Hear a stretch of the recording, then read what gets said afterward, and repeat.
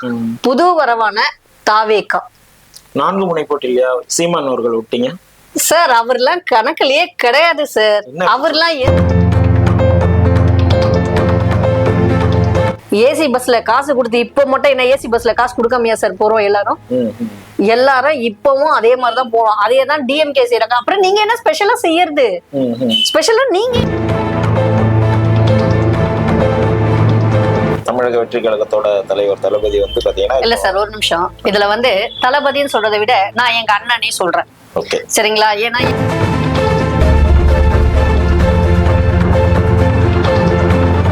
ஒவ்வொரு குழந்தையும் பிறக்கிற எல்லா குழந்தைங்களுக்கும் தாய்மாமனுக்கு தங்க மோதிர திட்டம்னு சொல்லி இருக்காரு. அது வந்து உண்மையிலே சொல்லணும்னா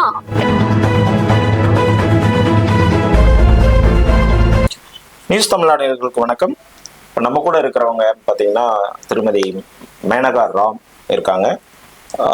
இவங்க பற்றி சொன்னோம்னா நிறைய சமூகம் சார்ந்த சமூக ஆர்வலர் கூட, அப்புறம் பொலிட்டிக்கல் இந்த மாதிரி நிறைய விஷயங்கள்ல ஒரு தெளிந்த ஒரு நீரோடை மாதிரி அவங்க நிறைய பயணப்பட்டு இருக்காங்க.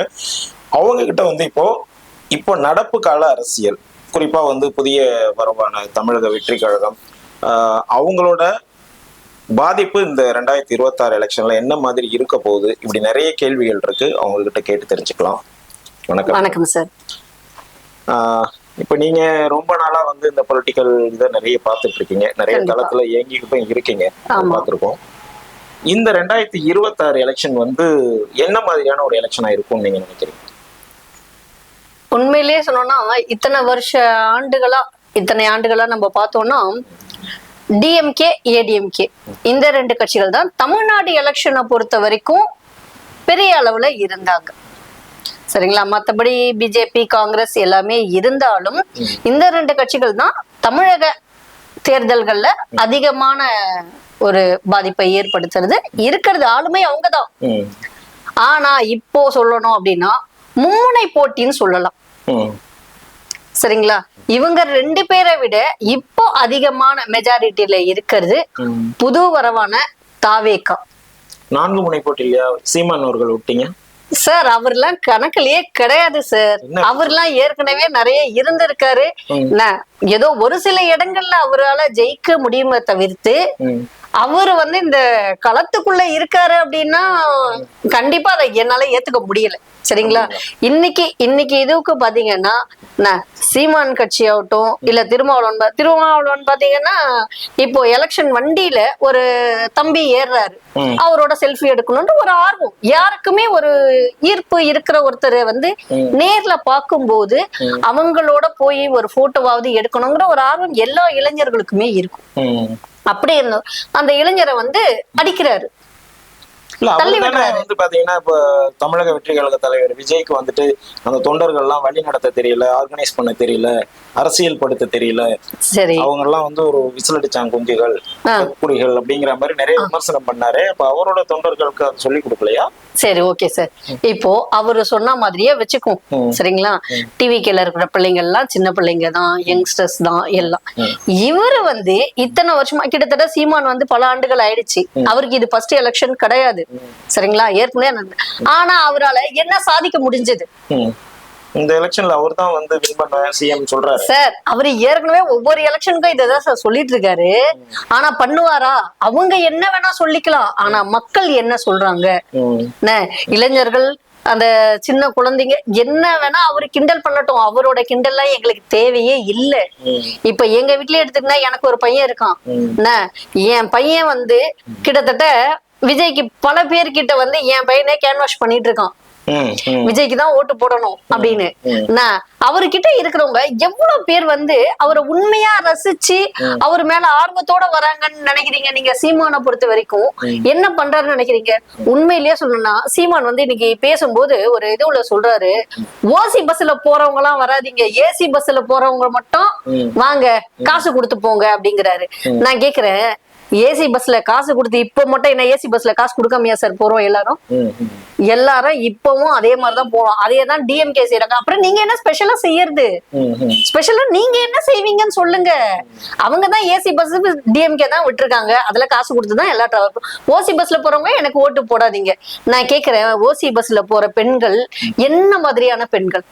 வீட்டு வேலை பாக்குறவங்க, கணவனை இழந்த பெண்கள், கணவனால் கைவிடப்பட்ட பெண்கள், முதியோர்கள், ஊனமுற்றோர், இந்த பூக்கடையில பூ விக்கிறவங்க, இந்த மாதிரியான பாமர மக்கள் கஷ்டப்படுறவங்க தான் நீங்க சொல்ற ஏசி பஸ் வர வரைக்கும் நின்றுட்டு இருக்குன்னு இது பண்ண மாட்டாங்க. ஆனா இந்த ஓசி பஸ்ல போறதுக்கு அந்த ஒரு 5 ரூபா 10 ரூபா ஒரு நாளைக்கு சராசரியா ஒரு 5 ரூபா 2 வாட்டி போயிட்டு வராங்க. ஒரு 10 ரூபா செலவு பண்ணா அந்த 10 ரூபாய சேர்த்து வச்சு மாசம் 300 ரூபா குழந்தைக்கு அதுக்கு ஒரு செலவுக்கு ஆகும்னு நினைக்கிற தாய்மார்கள் எவ்வளவு பேர் இருக்காங்க தெரியுமா? அதனாலதான் தமிழக வெற்றி கழக தலைவர் விஜய் கூட தமிழ்நாடு முழுக்க எல்லா பெண்கள் வந்து இலவசமா போலாம் அப்படின்னு கொடுத்திருக்கிறார், திட்டத்தை அறிவிச்சிருக்காரு. ஓகே மேம், இப்ப வந்து நீங்க உங்க தளபதி தமிழக வெற்றி கழகத்தோட தலைவர் தளபதி வந்து பாத்தீங்கன்னா, இல்ல சார் ஒரு நிமிஷம், இதுல வந்து தளபதின்னு சொல்றதை விட நான் எங்க அண்ணனே சொல்றேன். சரிங்களா? ஏன்னா எப்பவுமே நாங்க இப்ப இல்ல, சின்னதுல இருந்து அவரோட பெரிய ஃபேன் தான். சரிங்களா? அது மட்டும் இல்லாம இப்ப உண்மையா சொல்லணும்னா என் பையன் தளபதி அவரு தான் எல்லாமே அப்படிங்கிற மாதிரி இருப்பான். சோ அவரு வந்து அப்பதுல இருந்தே நாங்க அண்ணன் தான் சொல்லுவோம். அதே மாதிரியே நான் அண்ணனே சொல்றேன்.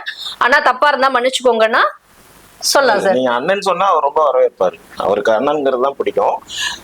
இப்போ வந்து பாத்தீங்கன்னா இந்த தேர்தல் அறிக்கையில இப்போ ஏடிஎம்கே அறிக்கை கொடுத்திருக்காங்க. திமுக வழக்கம் போல இந்த தடவை ஒரு 517 இவ்வளவு கொடுத்திருக்காங்க. அதுல செய்ய மாட்டாங்க முக்கால்வாசி, அது வேற விஷயம். அதே மாதிரி நீங்க சொல்ற மாதிரி சீமான் எல்லாருமே கொடுத்திருக்காங்க. தமிழக வெற்றி கழகத்தோட தேர்தல் அறிவிப்புகள் உங்களுக்கு எந்தெந்த விஷயம்லாம் கவர்ந்திருக்கு சார்? ஒவ்வொரு விஷயமுமே வந்து எங்க அண்ணா கொடுத்திருக்கிறது எல்லாமே எங்களுக்காக, அதாவது பெண்களுக்காக, சரிங்களா, பெரியவங்களுக்காக இப்படிதான் கொடுத்திருக்காரு. முக்கியமா பாத்தீங்கன்னா இப்போ இவ்வளவு நாள் வந்து திமுக அரசு வந்து கொடுத்திருக்கிறது என்னன்னா, இந்த மாதிரி பெண்கள் இலவசமா போலாம், மாணவர்கள் இலவசமா போலாம், சென்னைனா சென்னைக்குள்ள அந்தந்த ஊருக்குள்ள அப்படிங்கிற மாதிரி மட்டும் தான் இருந்தது. இப்போ எங்க அண்ணா என்ன கொடுத்திருக்காருன்னா தமிழ்நாடு முழுக்க. ஏன்னா இதுக்கு முன்னாடி வந்து நாங்க ஏதோ ஒரு நிகழ்ச்சிக்காக ஒரு திருச்சிக்கு போறோம், ஒரு மதுரைக்கு போறோம், அங்க இருந்து குறைஞ்சபட்சம் நாங்க இங்க இருந்து போறதுக்கும் அங்கிருந்து வர்றதுக்கும் 2000 ரூபாய் 3000 ரூபாய் வரைக்கும் கண்டிப்பா செலவு பண்ற மாதிரி இருந்தது. சரிங்களா? போக வர இப்போ எங்க அண்ணனால எங்களுக்கு அந்த காசெல்லாம் எங்களுக்கு மிச்சமாகும். சரிங்களா? எங்க அண்ணன் வந்து தமிழ்நாடு முழுக்க பெண்கள் வந்து போலாம் அப்படின்னு கொடுத்திருக்காரு. அதே மாதிரி இவ்வளவு நாளும் வந்து தங்கத்துக்கு தாலிக்கு தங்கம் கொடுக்கற திட்டம்லாம் வச்சிருந்தாங்க. இப்போ எங்க அண்ணன் வந்து 8 கிராம் தங்கமும் கூடவே சேர்த்து எங்களுக்கு ஒரு நல்ல அருமையான பட்டு புடவையும் கொடுக்கறதா சொல்லியிருக்காரு பெண்களுக்கு. ஆமா, எங்க அண்ணனோட சீர் அது. எங்களை மாதிரி தங்கைகளுக்கு எங்க அண்ணனுடைய சீர். அது மட்டும் இல்லாம பெண்களுக்கு வந்து இப்ப பாத்தீங்கன்னா பாலியல் பிரச்சனைகள்ங்கிறது நிறைய தொடர்ந்து நடந்துகிட்டே தான் சார் இருக்கு. இங்க சென்னை மட்டும் இல்ல, தமிழ்நாடு மட்டும் இல்ல, எல்லா இடத்துலயும் அதிகமா நடந்துகிட்டே இருக்கு. அதெல்லாம் தடுக்கிறதுக்காக எங்க அண்ணா வந்து ஒரு படையே அமைப்பேன் அப்படின்னு சொல்லியிருக்காரு. சரிங்களா? வேலு நாச்சியார் பெண்கள் பாதுகாப்பு படை நான் அமைப்பேன் அப்படின்னு சொல்லியிருக்காரு. அதே மாதிரி வந்து பெண்களுக்குன்னு தனி நீதிமன்றமே, விரைவு நீதிமன்றம், அஞ்சலி அம்மாள் விரைவு நீதிமன்றம். சரிங்களா? இமிடியேட்டா அதெல்லாம் ஸ்டார்ட் பண்ணுவோம்னு சொல்லியிருக்காங்க. அந்த மாதிரி இருந்தா நான் ஸ்கூலுக்கு போன எங்க பொம்பளை பிள்ளைங்க பத்திரமா வீட்டுக்கு வந்துச்சா, காலேஜுக்கு போன எங்க தங்கச்சிங்க சேஃபா வீட்டுக்கு வந்தாங்களான்னு நாங்க பயப்பட வேண்டிய அவசியம் கிடையாது. உண்மையிலேயே சொல்லணும்னா ஒரு சேஃப் நாங்க வந்து பாதுகாப்பா இருக்கோம். அதாவது ஒரு அண்ணன் ஒரு தங்கைகளை சரிங்களா எந்த அளவுக்கு பாதுகாப்பா பாத்துக்குவாரோ அந்த பாதுகாப்பு எங்க அண்ணன் எங்களுக்கு கொடுப்பாருங்கிற நம்பிக்கை எங்களுக்கு இருக்கு. ஓகே. அது மாதிரி இந்த தாய்மாமன் தங்க மோதிரம், ஆமா இந்த பிறக்கிற குழந்தைங்களுக்கு முதல் மோதிரம் போடுறது. ஏன்னா தமிழ்நாட்டுல வந்து எந்த இதுவா இருந்தாலும் தாய்மாமனுக்கு தான் முக்கியத்துவம்னு சொல்லுவோம். சரிங்களா? அந்த மாதிரி ஒவ்வொரு குழந்தையும் பிறக்கிற எல்லா குழந்தைங்களுக்கும் தாய்மாமனுக்கு தங்க மோதிர திட்டம்னு சொல்லியிருக்காரு. அது வந்து உண்மையிலே சொல்லணும்னா எங்களுக்கு மட்டும் இல்ல, எங்களை மாதிரி இருக்க எல்லா பெண்களுக்குமே அது வந்து ரொம்ப ரொம்ப ஒரு மகிழ்ச்சியான ஒரு விஷயம். ஏன்னா நிறைய பெண்கள் இப்ப எனக்கெல்லாம் பாத்தீங்கன்னா கூட பிறந்த அண்ணன் தம்பி யாருமே கிடையாது. சரிங்களா? உண்மையிலேயே நாங்க வந்து விஜய் தான் எங்க அண்ணன் அப்படின்ற மாதிரி நாங்க நினைச்சிட்டு இருக்கோம். ஆனா எங்களை மாதிரி எவ்வளவு பேர் வந்து அண்ணன்கள் இல்லாம தம்பிகள் இல்லாம கூட பிறந்த ஒருத்தன் இல்லையேன்ற ஒரு ஏக்கம் இருக்கும். குழந்தைங்களுக்கு அந்த தாய்மா தாய்மாமனுக்கான முக்கியத்துவம் என்னன்னு தெரியாம இருந்தது.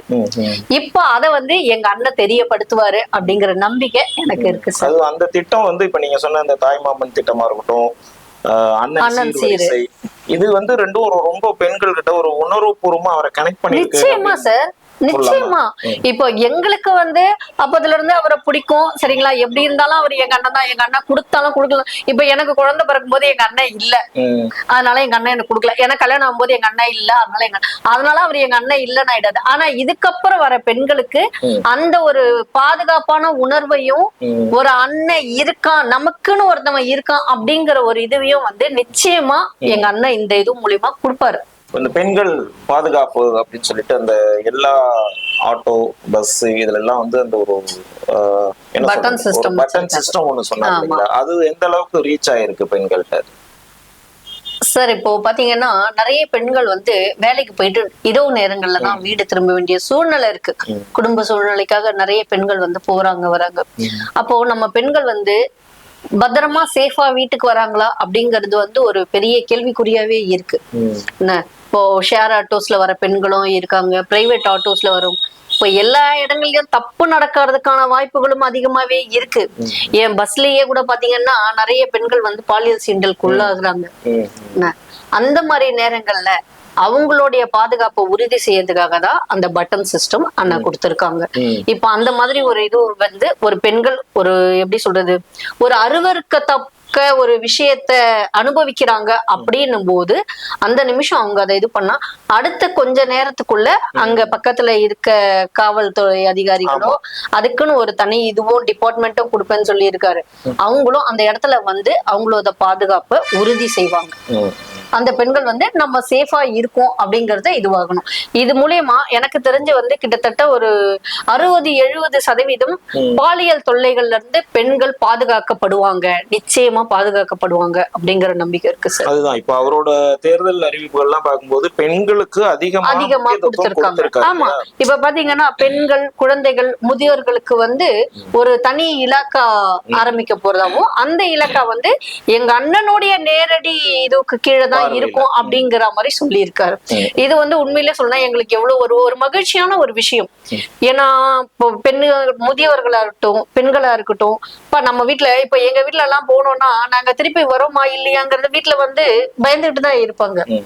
இப்ப இதே எங்க அண்ணனுடைய இது கீழே இருக்குன்னா நம்மளுக்கும் வந்து ஒரு சேஃப்னஸ் ஃபீல் ஆகும். அப்ப நம்ம பத்திரமா போறோம் இல்லைங்கிறத நம்ம அண்ணா பாத்துட்டு இருக்காங்க, நம்ம சேஃபா இருக்கோம் இல்லைங்கிறத நம்ம அண்ணன்னு ஒருத்தவங்க இருக்காங்கனாலே முடிஞ்சிருச்சு சார். பெண்கள் வந்து சேஃபா ஆயிடுவாங்க. அந்த ஒரு தைரியம் மனசுக்குள்ள தானா வந்துரும்.